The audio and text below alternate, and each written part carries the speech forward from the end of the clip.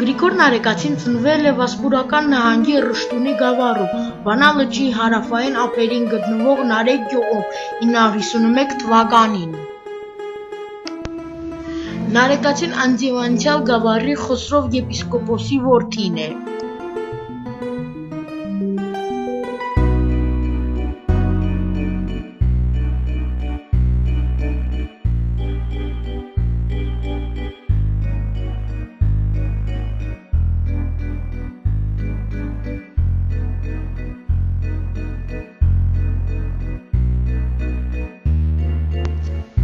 Մանուկ հասակից կապված է Ռշտունյանց աշխարհի Նարեկ գյուղի վանքի հետ, որտեղ էլ եղբոր հետ կրթվում եւ դաստիարակվում է ժամանակի ամենազարգացած մարդկանցից մեկի՝ Անանյա Նարեկացու մոտ, որը նաեւ Գրիգորի մոր հորեղբայրն էր։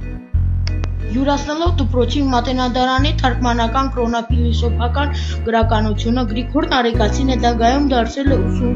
ուսման այդ կենտրոնի սյուներից մեկը։ Ուսումը ստանալուց հետո Գրիգորը վարդապետ է ձեռնադրվում նույն Նարեկավանքում եւ ստանում Նարեկացի անունը։ Մատյան ողբերգության պոեմը հայ միջնադարյան գրականության մտքի ամենամեծ արգասինքն է։ Պոեմը բաղկացած է 95 գլխից, ժանրային առումով այն քնարական հոգևոր է։